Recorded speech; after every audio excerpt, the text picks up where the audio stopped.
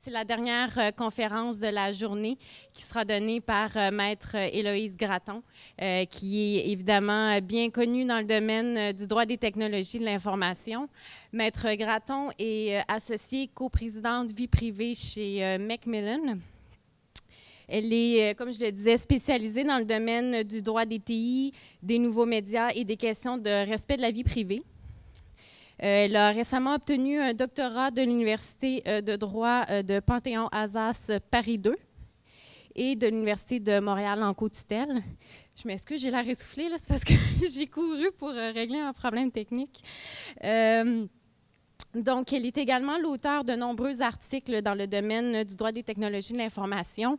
Un de ses livres publiés sous les éditions CCH qui s'intitule Internet and Wireless Privacy, A Legal Guide to Global Business Practices a été cité par la Cour suprême du Canada. Maître Gratton est également membre du conseil d'administration de l'Association canadienne du droit des technologies de l'information. Elle enseigne depuis 2009 le droit du commerce électronique au programme de maîtrise en commerce électronique offert par les HEC et l'Université de Montréal. Donc, sans plus tarder, je vais lui laisser la parole. Alors, bonjour, ça fait plaisir d'être ici. Je vais vous parler des questions de sécurité des renseignements personnels et aussi des transferts. De façon... je vais également, évidemment, parler de toutes les questions d'info nuagique. Et j'ai l'intention de... Je prends pour acquis que les avocats dans la salle connaissaient plus ou moins les lois en matière de l'obligation de sécurité des renseignements. Alors, j'ai envie de partager avec vous peut-être des cas pratiques, en discuter qu'est-ce qui se passe quand il y a un bris de sécurité, comment on gère ça avec le client, à qui on rapporte ça, à la Commission d'accès à l'information, comment c'est géré, etc. Et j'ai aussi inclus dans ma présentation des décisions ou l'équivalent des lois de l'Alberta et de la Colombie-Britannique. Je trouve qu'on est pas mal connaissant. Quand on pratique au Québec, on est pas mal connaissant de la loi québécoise, de la loi fédérale, on l'appelle PIPEDA, ou la loi sur la protection des renseignements personnels et des documents électroniques. Souvent, on reste moins à jour là, quant aux décisions qui sont émises par les commissariats à la vie privée de la Colombie-Britannique et de l'Alberta. Alors, c'est intéressant de savoir qu'il y a des guides qui sont publiés là-bas, des décisions qui sont rendues. Ces décisions-là ne vont pas toujours dans le même sens que les décisions qui sont rendues au niveau fédéral, mais je pense que c'est une bonne chose d'être au courant de ces décisions-là, surtout du fait que si vous avisez, vous travaillez pour une entreprise qui fait affaire partout au Canada, bien, vous devez gérer ces 4 lois-là qui coexistent. Alors, c'est pas mauvais là, de se faire un petit... se rafraîchir là, la mémoire et de discuter des décisions et des obligations légales de ces lois-là. Alors, qu'est-ce que l'info nuagique? Je n'ai pas besoin, je pense, de passer beaucoup de temps sur cette acétate-là, mais bref, pour ceux pour qui ce terme-là est relativement nouveau, pensez au système, ça peut être le système Gmail. Hein? Vous avez accès à vos courriels, que vous soyez de n'importe où dans le monde. Tout ce que vous avez besoin d'avoir, finalement, c'est une connexion Internet et vous avez accès à vos données. Alors, c'est ça l'idée derrière le cloud. Les renseignements sont quelque part. On ne sait pas nécessairement ils sont où. Ils peuvent être dans une autre juridiction et ils peuvent bouger, ils peuvent changer de juridiction au fil du temps. Mais une chose est certaine, si vous avez une connexion, vous avez votre mot de passe et vous y avez accès. Alors, de plus en plus d'entreprises mettent les renseignements de leurs clients ou de leurs employés dans le cloud, dans l'info nuagique. Alors, qu'est-ce que ça implique? Quel genre de dispositions il faut s'assurer d'avoir dans le contrat? C'est le genre de choses que je vais discuter aujourd'hui dans le cadre de ma présentation. Alors, le cadre légal en matière de protection et sécurité des renseignements, je vais parler de questions de prévention. Je parlais de la transmission par courriel, par fax, également par messager. Des fois, récemment, j'ai eu à gérer un bris de sécurité dans le cadre d'un messager qui avait perdu une boîte. Et comment ça s'est déroulé, pourquoi il y a eu un bris, comment il a fallu gérer ça à l'interne et à l'externe. On va en discuter. On va parler du transfert à des juridictions étrangères, des questions de bris de sécurité. Il y a des changements qui s'en viennent, alors c'est important de rester à jour à ce niveau-là.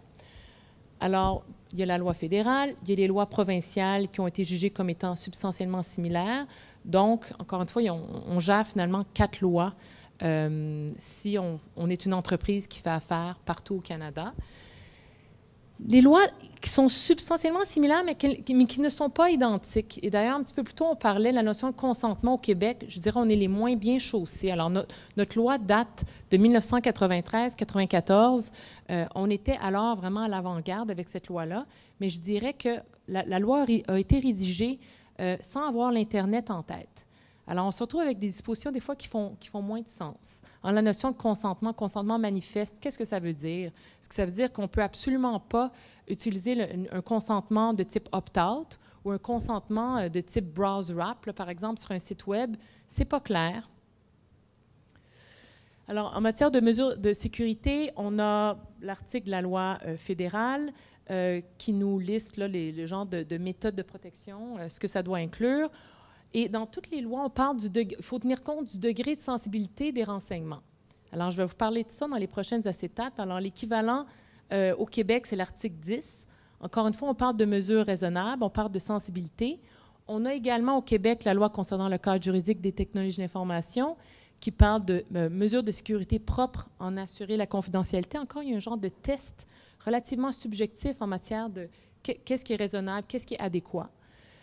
Et au niveau de l'Alberta et la Colombie-Britannique, c'est les articles 34. Je les ai mis, vous les aurez. On parle encore une fois de mesures raisonnables.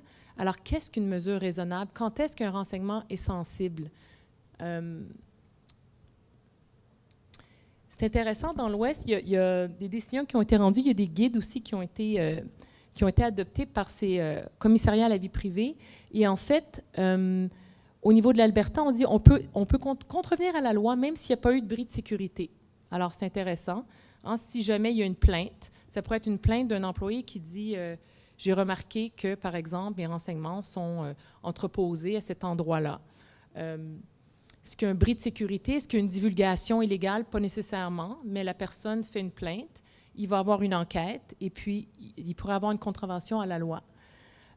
On peut ne pas contrevenir à la loi même s'il y a un bris de sécurité. Alors ça, c'est intéressant. J'ai l'impression que dans l'Ouest, il y a une position un petit peu plus souple en matière de bris de sécurité. Je prends connaissance de toutes les décisions qui sortent au niveau fédéral par le commissariat à la vie privée.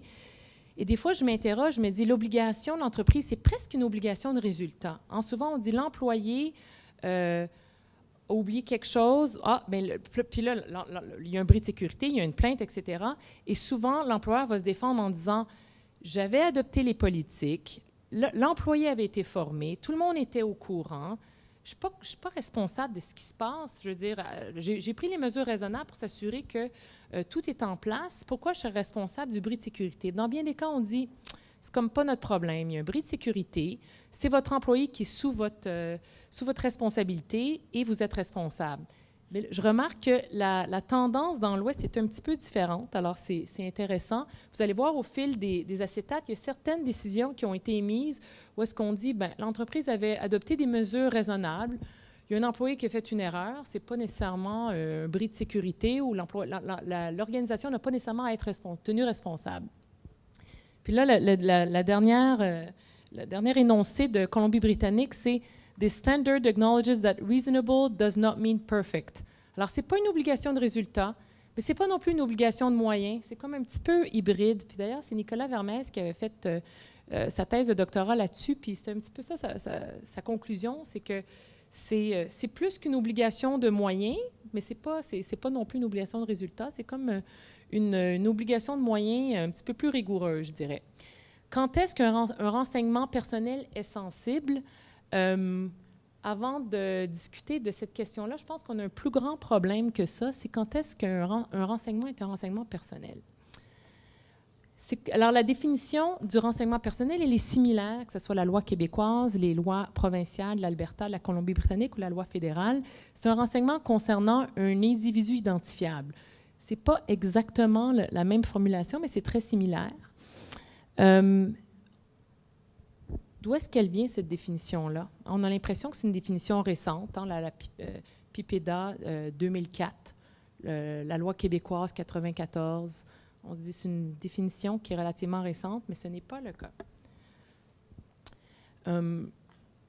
Alors, je vous pose la question, qu'en est-il de l'adresse IP? Est-ce qu'une adresse IP, c'est un renseignement personnel? Est-ce que c'est un renseignement qui réfère à un individu identifiable? Un argument à faire définitivement que c'est un renseignement qui réfère à un outil qui est connecté à l'Internet, qui serait utilisé par un individu. Cet ordinateur-là peut être utilisé par plus qu'un individu. Alors, ça dépend. La vraie réponse, c'est ça dépend. Ou peut-être qu'on peut avoir une interprétation très stricte puis dire non, ça réfère à un ordinateur, ce n'est pas un renseignement personnel, ou bien on a une interprétation littérale très large où on dit non, puisqu'il y a un individu qui n'est pas loin derrière, on va présumer que c'est un renseignement personnel. Les données recueillies par les moteurs de recherche en ligne.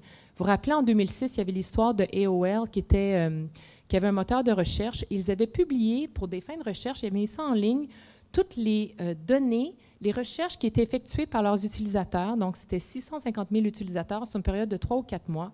Ils avaient anonymisé. Alors, ils avaient dit, par exemple, c'était profil 1, 2, 3, a cherché ces données-là dans notre moteur de recherche dans les derniers 3 mois.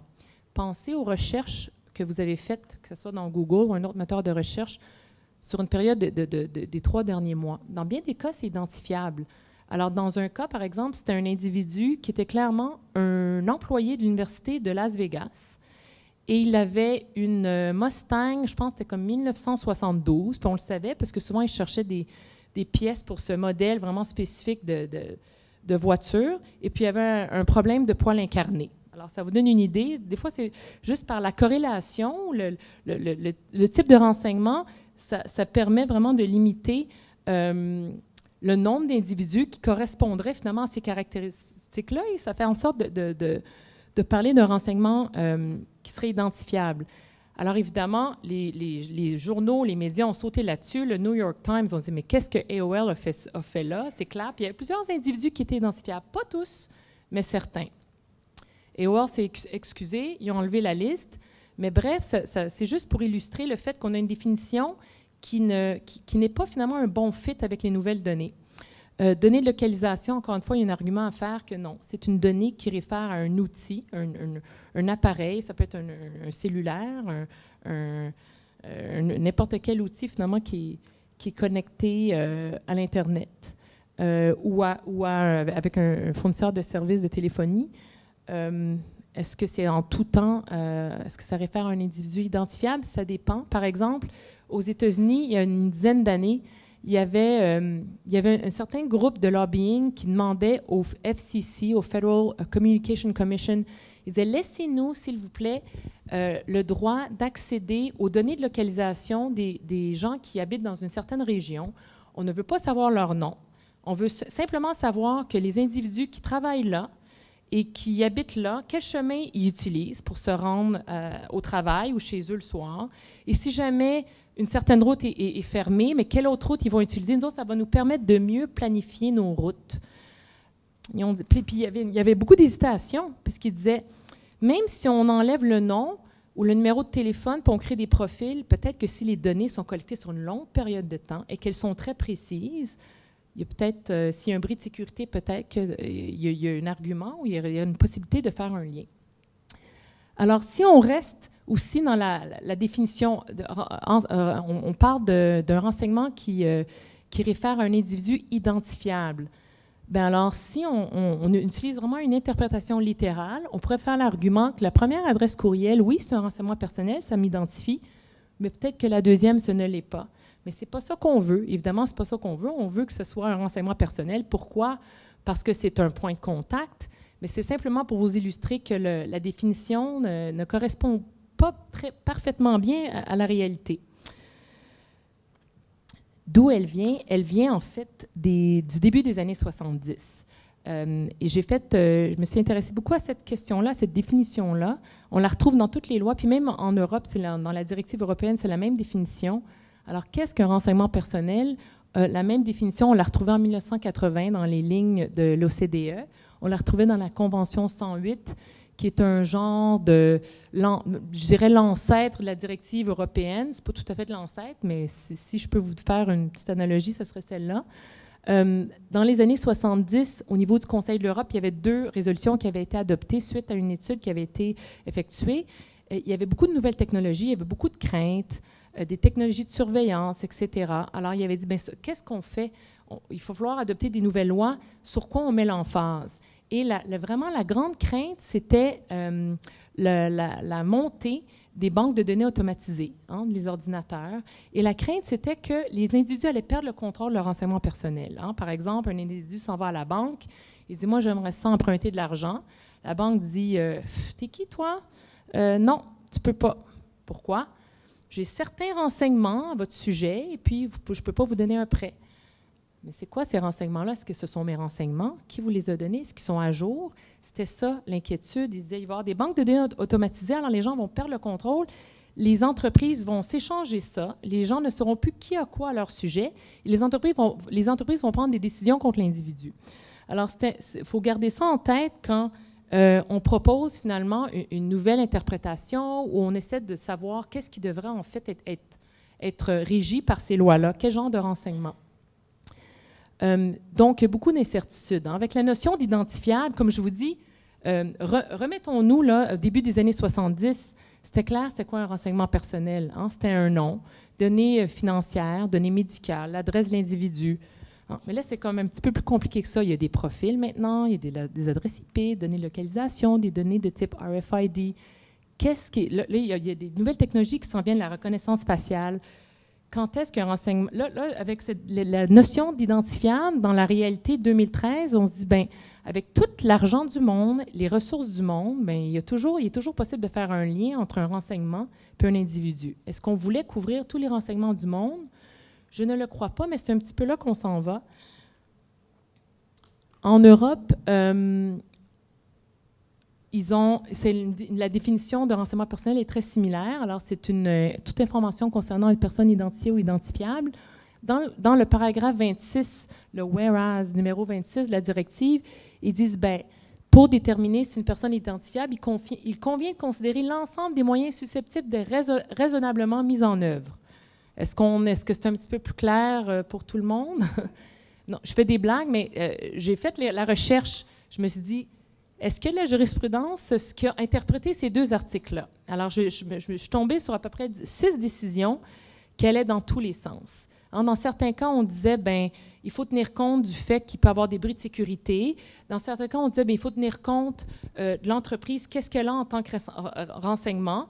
Une autre décision, c'était, bien, il faudrait regarder qu'est-ce que l'entreprise a déjà au niveau de ses banques de données et les renseignements auxquels elle pourrait facilement, raisonnablement avoir accès. Ça commence à être vraiment gris. Alors, il faut garder ça en tête. Quand on tente d'évaluer les risques de l'entreprise, on dit qu'est-ce que j'ai comme renseignements? Est-ce que ce sont des renseignements sensibles, etc. Les adresses IP, est-ce que ce sont des renseignements personnels? Bien, en France, ça va dans tous les sens. Puis, toutes ces décisions-là, les faits à la base sont les mêmes. Alors, c'est tout le temps le même genre de décision. En France, il faut s'inscrire à la CNIL lorsqu'on collecte des renseignements personnels. Alors, c'est dans ce contexte-là, souvent, que ces décisions-là sont rendues. Et ils ne s'entendent pas. La CNIL, évidemment, il y avait 2 décisions de la Cour d'appel de Paris qui disaient des renseignements, les adresses IP, ça réfère à des outils connectés à l'Internet. Ce ne sont pas des renseignements personnels. La CNIL a dit, grosse panique, ils ont dit non, c'est faux de dire ça. Ils ont mis un communiqué de presse pour sensibiliser un petit peu les gens et les tribunaux. Puis là, je demandais à un collègue européen, je me disais, comment ça se fait que les cours ne regardent pas ce que les autres disent, mais c'est pas comme au Québec, la Cour supérieure va regarder, s'il y a une décision de la Cour d'appel qui est rendue, ils vont se sentir liés, mais en France, c'est pas comme ça. Alors, eux autres, chaque cour évalue son truc, puis ça va dans tous les sens. Alors, c'est pour vous illustrer que ça crée aussi des problèmes. Puis, en tant qu'avocat, quand on doit donner des conseils à une entreprise, bien, moi, j'ai des clients qui sont dans dans le domaine du profilage ou du behavioral marketing, de la publicité comportementale. Puis ça commence à être sophistiqué, là, la synergie. Sont 3, 4, puis c'est du real-time bidding, puis etc. Puis ils me disent, est-ce que c'est des renseignements personnels dans cette situation-là? C'est pas clair. C'est pas clair, puis ils ont besoin d'une opinion légale. Alors, au Canada, on veut avoir, on favorise une interprétation très large, évidemment. On va s'assurer qu'on va protéger les renseignements qui devraient être protégés, quitte à en protéger plus que moins. Alors, il y a une décision qui a été rendue au niveau fédéral en 2008. On dit qu'il faut qu'il y ait des fortes possibilités que l'individu puisse être identifié par l'utilisation de ces renseignements seul ou en combinaison avec des renseignements d'autres sources. C'est vraiment large, hein? D'autres sources de tiers, des renseignements qui sont disponibles sur Internet. Hein? C'est pas clair. Une définition qui peut être excessive. Alors, ce que je voulais dire de ça, c'est qu'on protège des renseignements même s'ils sont déjà disponibles publiquement. Hein, c'est un petit peu la même situation au Québec. Les renseignements sont là. Par exemple, sur Facebook, les gens les ont mis eux-mêmes sur Internet. Est-ce qu'on devrait les protéger au même titre que les renseignements qui ont été gardés confidentiels? Peut-être qu'il faut se poser la question. Et d'ailleurs, en France, je ne sais pas si je l'ai mis dans cet acétate-là. Non, je ne l'ai pas mis.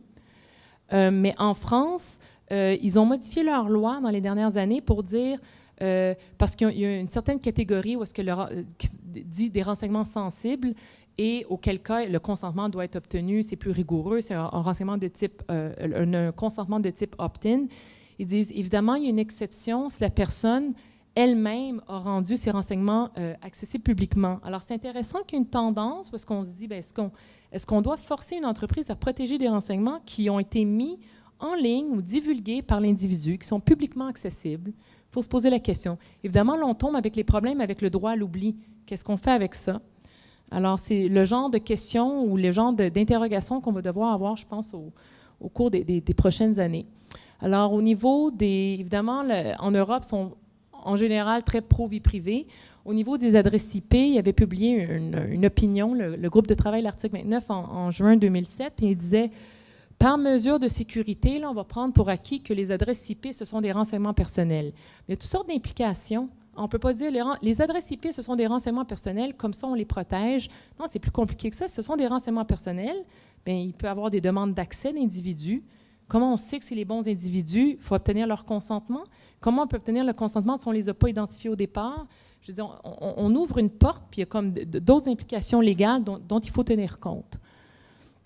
Une définition éventuellement également trop stricte. Hein, puis ça, on le voit dans l'industrie. Dans certains cas, ils disent, moi, c'est un profil, je n'ai pas le nom de l'individu, ce n'est pas des renseignements personnels. Puis même aux États-Unis, on voit, ils font souvent une distinction personally identifiable information par rapport à non-personally identifiable information.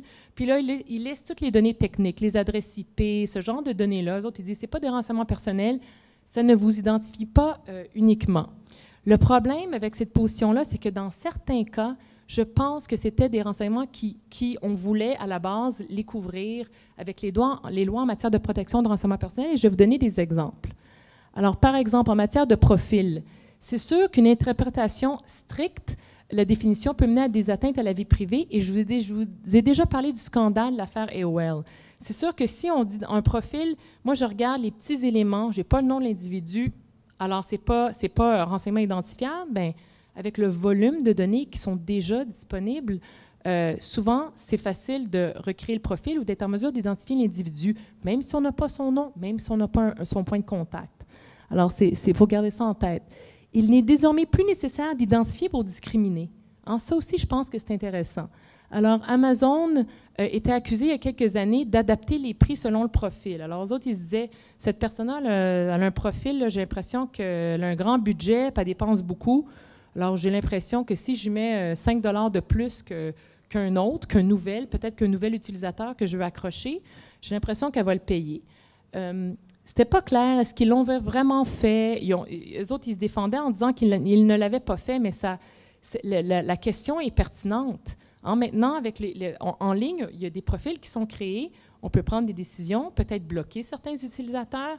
Est-ce que c'était des pratiques discriminatoires qu'on voulait régir avec les lois en matière de protection de renseignements personnels? L'autre exemple, c'est les assureurs. Éventuellement, un assureur pourrait avoir sur son site, ça pourrait peut-être possible éventuellement de souscrire à certains types de services, mais peut-être que l'assureur, sans savoir nécessairement l'identité de l'individu, il peut faire partie d'un réseau de profilage ou on appelle ça de la publicité comportementale. Et eux autres, ils savent, d'après le profil qu'ils ont, que cet individu-là a passé beaucoup de temps sur des sites qui donnent les informations sur la maladie du sida. Ils vont dire, ben moi, cet individu-là, je ne veux pas qu'il achète mes produits. Alors, je vais le bloquer. Quand il vient sur mon site, il ne pourra pas acheter mes produits, il ne pourra pas les voir. Est-ce que c'est une discrimination qui était visée par ces lois-là? Il faut se poser la question. Et aussi, est-ce que ce sont des données qui sont de qualité? On présume que l'individu est atteint de la maladie, peut-être qu'il est intéressé pour une autre raison. Alors, c'est le genre de discrimination qui s'en vient sur Internet et dont on va devoir tenir compte, je pense, dans les prochaines années. Et d'ailleurs, il y a une grosse réforme en Europe sur les lois en matière de la directive européenne, etc. Ils veulent simplifier certaines choses, mais dans les propositions de la réforme, ils n'ont pas du tout adressé la définition de renseignement personnel. Alors récemment, en octobre dernier, le groupe de travail de l'article 29, moi je vais toujours voir qu'est-ce qu'ils publient parce que c'est intéressant de voir où est-ce qu'ils en sont. Ils ont publié un document en matière de cloud l'année passée ou l'autre avant. En tout cas, chaque année, il y a des opinions qui sortent. C'est intéressant de voir la position européenne sur le sujet. Alors, je suis intéressée de savoir qu'est-ce qu'il y avait à dire sur la définition. Et c'est un petit peu ça qu'ils disent. Eux autres, ils proposent d'amender la définition qui date d'une trentaine d'années au moins, et de dire, à côté de la définition d'individu qui est identifiable, c'est d'ajouter « et toute information » qui permet d'isoler une personne physique et de la traiter différemment. Alors, c'est intéressant, on veut s'assurer que, justement, ce genre de situations-là vont être couverts à l'avenir. Alors, comment on interprète identifiable? Alors, moi, je vous propose un genre de petit arbre décisionnel, qui est mon opinion, ce n'est pas la loi, mais bon.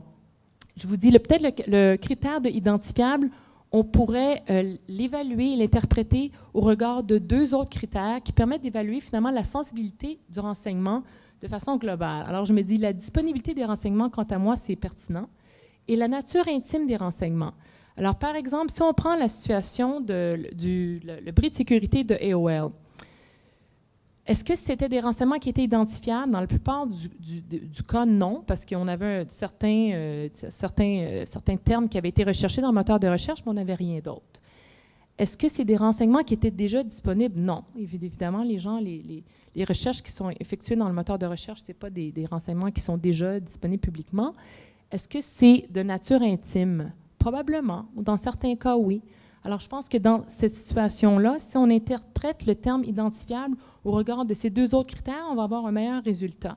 Et dans certains cas, on va réaliser que le renseignement n'est pas sensible. Peut-être qu'il ne devrait même pas être couvert par les lois en matière de protection de renseignement personnel, ou peut-être que le consentement peut être implicite ou de moins rigoureux, ou peut-être qu'on doit dépenser moins de ressources pour les protéger. Bref, ça nous donne un petit peu une idée. Au niveau de l'utilisation, le critère identifiable est beaucoup moins pertinent, peut-être même qu'il est désuet. Le test, c'est est-ce que l'information est utilisée contre l'individu? Ça peut être contre le profil. Est-ce qu'on lui bloque des services? Est-ce qu'on le discrimine? Est-ce qu'il y a un certain dommage objectif, un dommage financier, par exemple? Si oui, alors je pense que le profil doit être considéré comme étant couvert par les lois en matière de protection de renseignement personnel, auquel cas, évidemment, le renseignement doit être pertinent pour l'utilisation et aussi un renseignement de qualité. Donc, si on fait la discrimination n'est pas illégale en vertu des lois en matière de protection de renseignement personnel. Et même, elle est nécessaire dans une certaine mesure. Par exemple, les banques vont, dans certains cas, refuser d'octroyer des prêts ou des hypothèques à des gens qui ont des mauvais taux, qui ont des mauvais dossiers de crédit.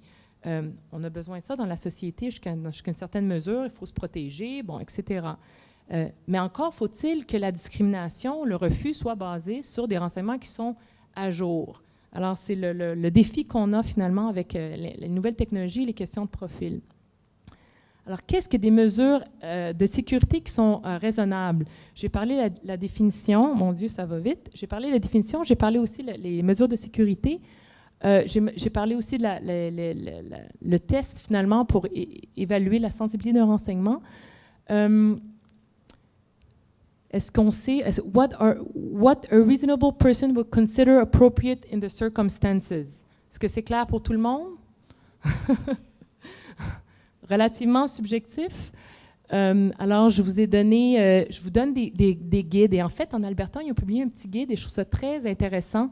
Il dit, c'est quoi une mesure de sécurité raisonnable? Il donne des exemples concrets. Alors, c'est un guide qui peut être utile, que ce soit au Québec ou pour les conseils qui sont donnés au niveau des organisations fédérales. Quels sont les risques? Quelle est la probabilité réaliste que les risques surviennent? Les dommages potentiels sont-ils importants? Combien d'individus peuvent être visés par ces dommages-là? Quels sont les coûts pour l'implantation d'un système de sécurité? Je trouve ça intéressant dans le test. Évidemment, si les coûts ne sont pas chers, bien, le commissariat à la vie privée de l'Alberta va dire, bien évidemment, adoptez-les. S'ils sont très chers, les risques sont moins importants. Alors, dans la balance, ça peut pencher dans l'autre sens. Et quels sont les standards de l'industrie? Ça aussi, je trouve ça intéressant. De plus en plus, je veux dire, veux pas, dans ce domaine-là, on va regarder qu'est-ce que les autres font. C'est quoi le standard? Alors, eux autres, ils disent, c'est correct de regarder les standards, mais encore faut-il s'assurer, est-ce que la pratique existe depuis une certaine période? Est-ce que c'est relativement répandu dans toute l'industrie? En tout cas, vous avez les critères, mais c'est intéressant là, de tenir en compte de cet aspect-là des standards de l'industrie.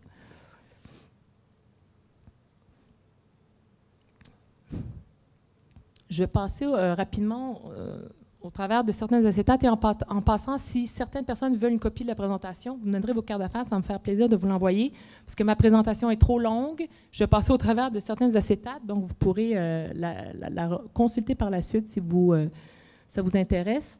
Il y a certaines décisions, évidemment, qui sont rendues, qui disent évidemment les renseignements personnels. Des fois, c'est le département des ressources humaines, mais il faut que ça soit dans des endroits verrouillés, etc. Attention au déménagement. Je trouvais ça intéressant. Il y a une décision qui a été rendue en Alberta. Il disait, bien là, il y a un déménagement, puis il avait laissé toutes sortes de choses en arrière, en entreposage, dans les locaux qui n'étaient plus barrés. Je trouvais ça intéressant. Prévention et gestion d'employés, évaluer les risques.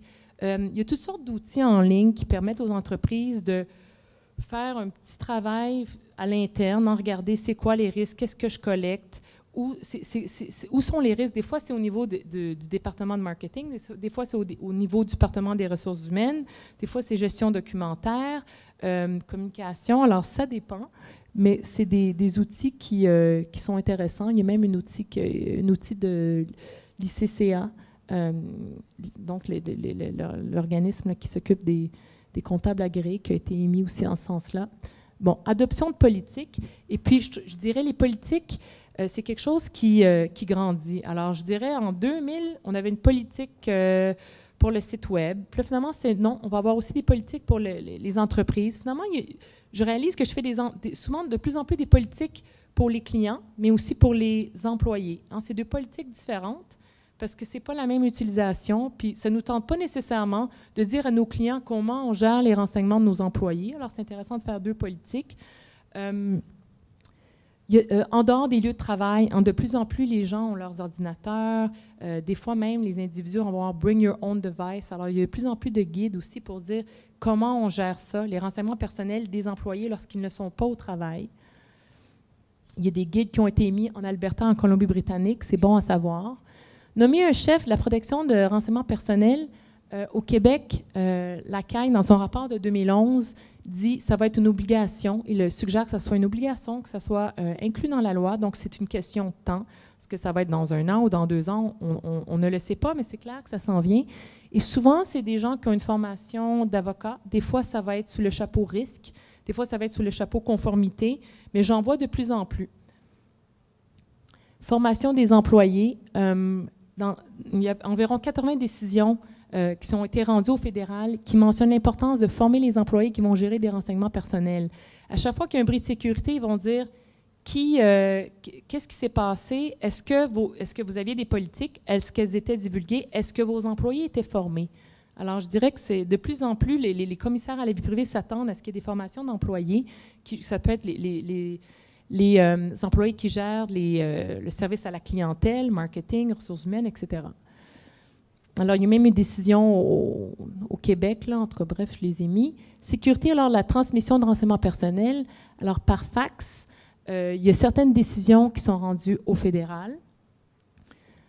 Au niveau provincial, il y a un guide. Puis je l'ai mis sur j'ai fait un screenshot, là, une photo de mon écran, parce qu'il n'y a pas beaucoup de gens qui sont au courant qu'il y a un guide qui a été mis par la CAI. Alors, c'est un guide qui dit, bien, si vous voulez envoyer des renseignements personnels par télécopie, voici ce qu'il faut faire.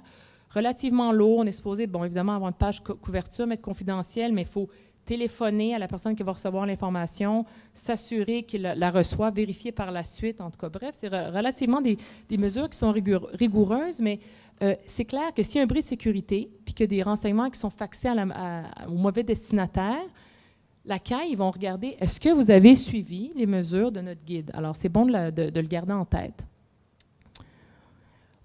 Il y a aussi des lignes, des directives qui ont été émises par l'Alberta et la Colombie-Britannique. Alors, je les mentionne. Vous pouvez aller consulter sur le site. Par courriel, il y a des décisions qui sont rendues au fédéral. Qu'est-ce qui est un bris de sécurité en matière de transmission de renseignements personnels par courriel? Au provincial, il y a un guide aussi. Je ne sais pas si les gens étaient au courant qu'il y a un guide, mais je ne suis pas d'accord avec le guide au complet. Je le trouve un petit peu étrange sur certaines choses. Par exemple, il dit « Le courrier électronique offre à peu près le même degré de confidentialité qu'une carte postale. » J'ai la misère avec cette analogie-là. Carte postale, courriel, il me semble que c'est un petit peu plus sécuritaire, mais bref, ils font l'analogie. Il faut garder ça en tête. Ils proposent certaines mesures de protection. Mais ils comparent à la carte postale, mais ils disent toutefois l'employé a droit au respect de sa vie privée dans l'exercice de ce contrôle. Hein. Alors, c'est intéressant à garder en tête. Hein, la position de la CAI, c'est que l'employé a une certaine expectative de vie privée dans ses courriels au travail. On parle de changer le mot de passe à chaque mois. Hein, je n'aime pas cette recommandation-là. Il y a des études qui disent que plus les individus doivent changer leur mot de passe fréquemment, mais plus ils ne s'en rappelleront pas. Puis là, c'est là qu'ils vont mettre les post-it sur leur ordinateur pour s'en rappeler. Alors, il y a des études qui vont dans les deux sens, mais il faut garder ça en tête. Il y a aussi des directives de l'Alberta et de la Colombie-Britannique. En matière de transfert par courrier, moi, j'ai eu un client qui avait engagé une compagnie de courrier pour envoyer une boîte. C'est une compagnie dans le service financier. Alors, c'est une boîte qui contenait des dossiers clients qui s'en allaient à entreposage. La compagnie d'entreposage était supposée de préciser oui, j'ai reçu 7 boîtes. Finalement, ils ont reçu 6 boîtes sur 7. Il manquait une boîte. Puis il y avait des problèmes dans leur système. Après ça, c'était les vacances. En tout cas, bref, par le temps qu'ils reviennent à mon client pour dire on a perdu une boîte, ça faisait 3 mois. Alors, le client dit OK, où est la boîte? Contacte la compagnie de courrier, qui est une compagnie très réputée. Ils disent et où est cette boîte-là? Ils disent effectivement, on l'a dans notre système, le Waybill, qui est l'espèce de document qui était sur la boîte, est tombé. On l'a mis dans notre espèce d'entrepôt, où est-ce qu'on entrepose toutes les boîtes, finalement, où est-ce qu'on perd ces documents-là. On l'a, on vous l'envoie. Finalement, ils cherchent, je ne la retrouve plus, la boîte. C'est comme, puis ils disent, mais là, vous nous revenez avec ça 3 mois plus tard. On ne la retrouve plus, la boîte, on est désolé. Alors là, comme il y a la chicane un petit peu entre les deux, mon client n'est pas content. Il dit, ça devrait être à la compagnie de courrier de contacter mes clients pour leur dire qu'il y a un bris de sécurité et qu'ils ont perdu les renseignements. Je dis, c'est vos clients. Hein, ils s'attendent à ce que vous protégiez les clients. Vous ne pouvez pas vraiment vous cacher derrière même d'un point de vue, la relation avec la clientèle, ce n'est pas une bonne idée d'obliger ou d'insister pour que ce soit ce tiers-là. Vous avez une obligation envers vos clients. Ce qu'ils ont réussi à négocier, par exemple, c'est de pouvoir nommer la compagnie. Alors, eux autres, ils étaient contents de pouvoir dire « c'est pas nous qui avons perdu les renseignements, c'est un tel ». Alors, évidemment, avant que les avis sortent aux clients, c'était des renseignements financiers, on n'avait pas vraiment le choix de divulguer le bris. On s'assurait que c'était correct, que l'histoire tenait la route et que le tiers, la compagnie de courrier, était à l'aise avec ça. Puis à partir de ce moment-là, bien, il faut le divulguer au commissariat à la vie privée, à la commission d'accès à l'information. D'habitude, c'est Boris Perron qui gère les demandes. Puis évidemment, ils ont des bonnes questions. Eux autres, ils s'assurent qu'il y a un suivi rigoureux qui va être fait par la suite. Ils disent, comment ça fait qu'il y a eu un 3 mois d'attente? Comment ça se fait que le Waybill est tombé de la boîte? Donc, on a des bonnes questions. Puis normalement, l'entreprise... c'est très dispendieux, un bris de sécurité. Il faut avoir une ligne téléphonique, les gens appellent, ne sont pas contents, plein de menaces de poursuite. Juste les frais d'avocat, ça coûte cher. Alors, des fois, vaut mieux prévenir que guérir, mais bref, c'était vraiment un bris de sécurité qui était bête, c'était pas entre leurs mains. Et c'était très intéressant dans cette affaire-là, parce que 6 mois auparavant, ils m'avaient consulté pour savoir, est-ce que je dois divulguer un certain bris de sécurité? C'était des données non sensibles, c'était des adresses courriels qui avaient été disponibles pour quelques minutes en ligne. Moi, j'ai dit, je pense que je ne le divulguerai pas. Simplement parce que, et même au niveau fédéral, ils se sont posé la question, est-ce que ça devrait être une obligation légale d'aviser en cas de bris de sécurité? Ils n'étaient pas certains. Et la raison, c'était, il y avait peur qu'on ait un genre de customer fatigue. Si à chaque 2 jours, les clients se font dire, la CIBC a perdu vos renseignements, la Banque nationale aussi, puis tout le monde perd vos renseignements. Les gens n'auront pas le réflexe de vérifier leur compte et de faire un genre de suivi puis une surveillance de leur compte, de leur code de crédit, etc. Alors, l'idée, c'est de les aviser si ils peuvent s'aider. Je sais qu'il ne me reste pas beaucoup de temps. Je vais essayer de... Je suis la dernière. Donnez-moi un genre de 5 minutes, mais je vais avancer. Alors, courrier, destruction... Il y a des décisions fédérales qui disent qu'il faut avoir des politiques en matière de période de rétention, sinon c'est on agit en contravention avec la loi. Alors, j'ai des décisions, bac de recyclage. Comme je vous dis, si vous voulez une copie de la présentation, je vous la donnerai. Il y a aussi un guide sur le site de la CAI pour la destruction des documents qui renferment des renseignements personnels. Ça aussi, dans certains cas, c'est une compagnie, un tiers qui est engagé pour détruire les documents. Qu'est-ce que le contrat doit inclure, etc. Alors, vous pourrez le regarder. Il y a des décisions aussi de l'Alberta. Qu'est-ce qui passe pas. Lorsqu'on transfère à des tiers, normalement, on parle d'un contrat. La loi dit vous devez adopter un contrat. C'est la même chose à l'Alberta ou en Colombie-Britannique. On est supposé simplement de transférer des renseignements qui sont nécessaires. Donc, par exemple, si une entreprise engage un service pour faire la gestion de paye, bien, peut-être qu'ils ont besoin des renseignements financiers ou de compte de banque de l'individu pour déposer son chèque de paye. Ils n'ont peut-être pas besoin d'autres renseignements. Ils n'ont pas besoin des renseignements médicaux. Est-ce qu'ils ont besoin du renseignement numéro d'assurance sociale? Peut-être pas. Alors, bref, c'est le genre d'analyses qui doivent être faites à l'interne. J'aime beaucoup cet article-là. L'article 26 de la loi concernant le cadre juridique des technologies d'information dit « Quiconque confie un document technologique à un prestataire de service pour qu'il en assure la garde est au préalable tenu de l'informer quant à la protection que requiert le document. » Alors, c'est intéressant, ça donne une obligation additionnelle. On dit, c'est une chose, on ne peut pas dire « Moi, j'ai engagé un tiers. Dans ma clause, dans le contrat, je lui dis de protéger les renseignements. » Et puis, c'est tout, je me cache, c'est fini là. On ne peut pas faire ça. On est supposé lui dire comment protéger les renseignements technologiques. Alors, il faut garder cet article-là en tête qui, selon moi, donne une obligation un petit peu plus lourde à l'entreprise qui engage un prestataire de service. Dans certains cas, des fois, il y a plusieurs entités qui vont être impliquées dans une certaine fourniture d'un certain service, etc. Qui est responsable du traitement et qui est un tiers, qui est un sous-traitant? Ce n'est pas toujours clair. Et si, dans le cadre de votre pratique, vous vous posez la question, je vous suggère d'aller voir ce guide de travail-là de l'article 29. C'est intéressant, il propose des pistes de solutions. Info nuagique. Alors, j'en ai négocié plusieurs au cours des dernières années. Encore un dernier cet automne. Et... c'est vraiment un cas par cas. C'est certain que j'ai mes clauses standards. Dans certains cas, la Convention va dire on s'engage à vous informer s'il y a un bris de sécurité au sens des lois applicables. Moi, je dis, ça m'embête. Parce qu'au sens des lois applicables, ce n'est pas une obligation légale encore au Québec, mais on sait que ça s'en vient. Non, dites-le moi, s'il y a un bris de sécurité, dites-le moi. Moi, je vais déterminer si je dois informer mes individus, mes employés, etc. Alors, c'est le genre de dispositions auxquelles il faut faire attention. C'est certain que dans certains cas, le fournisseur de services cloud, ça va être Google. L'entente est souvent moins négociable dans ce cas-là. mais ça me fait moins peur. Hein, c'est Google. Ça me fait moins peur que si c'est une plus petite entreprise. Des fois, c'est encore drôle. Ils peuvent avoir des mesures de sécurité très solides, mais je me dis juste l'aspect réputationnel. On sait que c'est une entreprise avec beaucoup de ressources.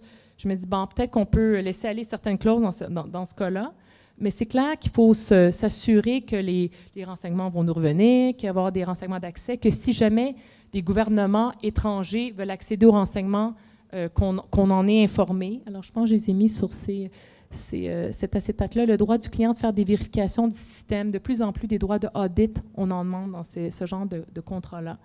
Lorsqu'on transfère, au Québec, on est la seule juridiction à avoir vraiment une disposition claire à l'effet qu'il faut avoir, il faut le permettre. Dans tous les moyens raisonnables, ça a été interprété comme étant conclure un contrat qui permet d'envoyer les renseignements à l'étranger. Est-ce qu'il faut un contrat pour envoyer des renseignements en Ontario, à l'extérieur du Québec? Je pense qu'il y a un argument à faire que non. Il y a une loi qui est substantiellement similaire. Alors, c'est pas vraiment là la crainte. La crainte, il y avait eu beaucoup de plaintes lorsque les renseignements étaient transférés aux États-Unis à cause du Patriot Act. Au niveau fédéral, on a dit c'est correct, c'est pas illégal d'entreposer aux États-Unis. Encore faut-il informer à tout le moins les individus. On n'a pas besoin d'aller obtenir un consentement, mais il faut qu'ils soient au courant.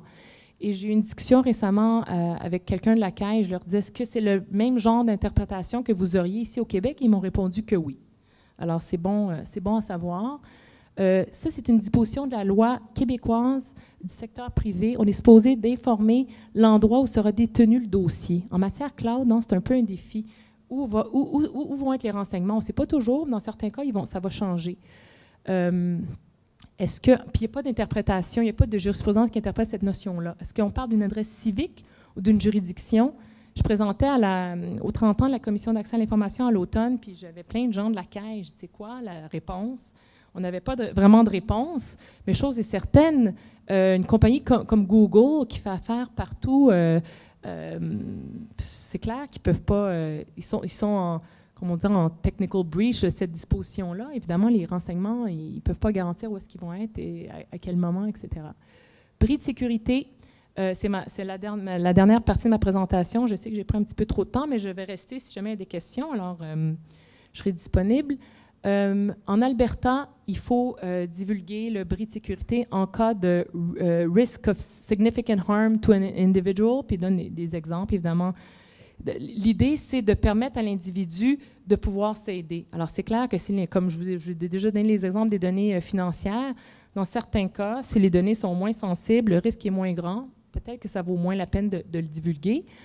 Au fédéral, il y a le projet C12 qui traîne un peu de la patte. Et puis là, en février dernier, il y a un nouveau projet qui a été déposé de Charmaine Borg, qui était avec le NPD. C'est C475. Alors, pour ceux que ça intéresse, là, c'est quelque chose qui va être voté éventuellement au mois de mai. Moi, c'est clair que je la supporte dans ce projet de loi-là. Ça fait comme un petit peu revivre l'idée derrière C12. Au Québec aussi, les questions d'obligation de notifier en cas de bris de sécurité, ça s'en vient. C'était dans le rapport de 2011 et c'est une question de temps que ça soit incorporé dans la loi. Alors, en Alberta, je vous ai mis la disposition. Entre-temps, il y a quand même des guides. C'est pas mauvais de consulter les guides s'il y a des bris de sécurité pour voir, pour nous aider à évaluer finalement ce que ça vaut la peine de notifier. Au Québec, le guide est disponible sur le site. Ça s'appelle « Que faire en cas de perte ou de vol de renseignements personnels pour les organismes et entreprises ». La première fois que j'ai divulgué un bris, j'ai contacté la CAI. Je dis « Oui, je veux divulguer un bris au sens de votre guide. » « Quoi? » « Oui, il y a un guide sur votre site. Hein? Ça a pris une couple d'appels. Finalement, ils m'ont rappelé. Ils ont dit « OK, on s'excuse. C'est relativement nouveau, ce guide-là. » Je pense que j'étais la première à rapporter un bris, mais comme je vous dis, là, ça fait plusieurs heures que je rapporte, puis là, il y a comme un processus en place. Et puis, Boris Perron, c'est un individu, c'est pas un avocat, c'est un individu qui a une formation technique. Alors, il y a souvent des bonnes questions, et je vous dirais qu'il gère ça efficacement. Alors, je résumais un petit peu les étapes là, du bris. Il y a certaines lois canadiennes en matière de santé qui obligent à notifier. Il faut garder ça en tête également. Alors, je vous remercie. Je reste disponible s'il y a des questions. Je suis ici pour les prochains 2 heures. Je fais des blagues. Merci.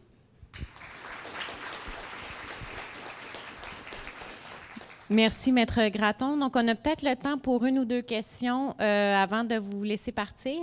Donc, est-ce qu'il y en a qui auraient des questions pour Maître Gratton? Sinon, vous pourrez aller la voir individuellement, il n'y a pas de problème.